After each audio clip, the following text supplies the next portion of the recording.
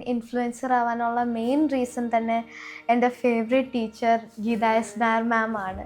അന്ന് കൊറോണ ആയപ്പോൾ മാമാണ് എന്നെ ഓരോ കാര്യത്തിനും മാം ഓപ്പർച്യൂണിറ്റീസ് തന്നത്, ഫ്രണ്ടിൽ നിൽക്കാൻ വേണ്ടിയിട്ടുള്ള മോട്ടിവേഷൻ തന്നത് എല്ലാം മാം തന്നെയായിരുന്നു. അന്നൊരു ഫിറ്റ് ഇന്ത്യ പ്രോഗ്രാം ഉണ്ടായിരുന്നു. അപ്പോൾ നമ്മുടെ സ്പോർട്സ് മിനിസ്റ്റർ കിരൺ റിജിജു ആയിട്ട് എന്താണ് ഒരു speech A day of my life, എന്താണ് സ്പോർട്സ് ആയിട്ട് ബന്ധപ്പെട്ട ഫിറ്റ്നസ് ആയിട്ട് ബന്ധപ്പെട്ട കാര്യങ്ങൾ പറയാൻ വേണ്ടിയിട്ട് മാം ആണ് പറഞ്ഞത്.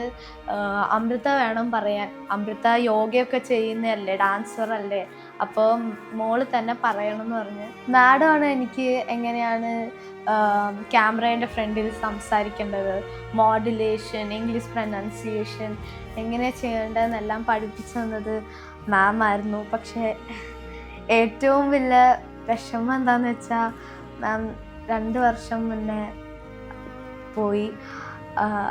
പക്ഷെ എനിക്കിപ്പോഴും മാഡത്തിൻ്റെ പ്രൈസസ് എല്ലാം എനിക്ക് ഫീൽ ചെയ്യാൻ പറ്റുന്നുണ്ട്. മാം ഇപ്പോഴും ഉണ്ടായിരുന്നെങ്കിൽ I am sure that she would be really proud of me. Ma'am ആണ് എന്നെ ശരിക്കും മോട്ടിവേറ്റ് ചെയ്തത്. എങ്ങനെയാണ് കോൺഫിഡൻസ് എല്ലാം ബിൽഡപ്പ് ചെയ്തത് മാം ആയിരുന്നു. എനിക്ക് മാമിനെ അത്രയ്ക്ക് ഇഷ്ടമായിരുന്നു. ഇപ്പോഴും എൻ്റെ ഏറ്റവും favourite teacher Geetha S Nair മാമാണ്. Thank you so much.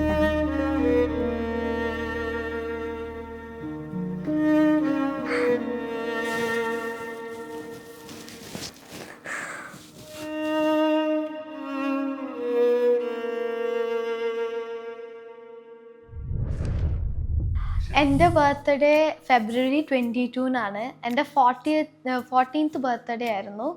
ആ സമയത്ത് ഞാൻ കുറച്ച് ഏർലി മോർണിംഗ് എണീറ്റ് തന്നെ വന്ന് താഴെ വെറുതെ ഇരിക്കുമായിരുന്നു.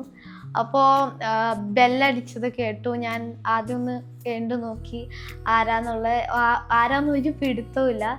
എന്നിട്ട് ഞാൻ അപ്പുറത്ത് അമ്മേനെ അങ്ങ് വിട്ടു. അമ്മ ചെന്ന് നോക്കിയപ്പോൾ 2 പേരായിരുന്നു. മലയാളത്തിലല്ല അവർ സംസാരിക്കുന്നത്. അമൃതയുടെ വീടല്ലേ എന്ന് ചോദിച്ചു. ഞാൻ അതെ. അമ്മയുടെ ബർത്ത്ഡേ അല്ലേ എന്ന് ചോദിച്ചു. അപ്പോൾ ഞാൻ അതെ, ഞങ്ങളൊരു ചെറിയ ഗിഫ്റ്റ് തരാൻ വേണ്ടി വന്നതാണെന്ന് പറഞ്ഞു. ഞാൻ ഭയങ്കര എക്സൈറ്റഡ് ആയി. എൻ്റെ ആദ്യത്തെ ഗിഫ്റ്റായിരുന്നു ഈ ഒരു കരിയറിൽ.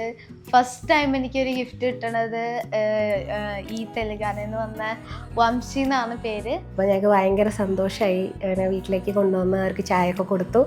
അങ്ങനെ അവരുമായിട്ടുള്ളൊരു ഫോട്ടോ അവർ സമ്മതിച്ചില്ല ഫോട്ടോ എടുക്കാനൊന്നും. ഞങ്ങൾ നിർബന്ധിച്ചാണ് ഫോട്ടോ ഒക്കെ എടുത്തത്. അവർക്ക് അതൊന്നും വേണ്ട, ജസ്റ്റ് ഗിഫ്റ്റ് കൊടുത്തു പോയാൽ മതി എന്ന് മാത്രമേ ഉണ്ടായിരുന്നു.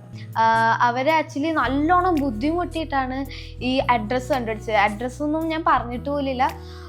പിന്നെ എൻ്റെ ചോറ്റാനിക്കര എന്നുള്ളത് കുറേ പേർക്ക് അറിയാം, അത് അവർക്ക് അറിയായിരുന്നു. പക്ഷേ വീട് അവർ കണ്ടുപിടിച്ചത് ഞങ്ങൾ ചോദിച്ചപ്പോൾ അവർ പറഞ്ഞു എൻ്റെ കുറേ വീഡിയോസ് വീടിൻ്റെ ഫ്രണ്ടിൽ നിന്നാണല്ലോ എടുക്കുന്നത്. അപ്പോൾ അവർ എൻ്റെ ഈ വീടിൻ്റെ ഫ്രണ്ട് വശം അവർ മാച്ച് ചെയ്ത് ഗൂഗിൾ മാപ്പ് വഴി അവർ ഓരോന്ന് മാച്ച് ചെയ്താണ് കണ്ടുപിടിച്ചതെന്ന് പറഞ്ഞു. എന്നിട്ട് അവർ ഇവിടെ വന്ന് സ്റ്റേ ചെയ്ത് അത് തന്നിട്ട് പോയിട്ട് എനിക്ക് ശരിക്കും നല്ല സന്തോഷമുണ്ടായി. It was a proud moment.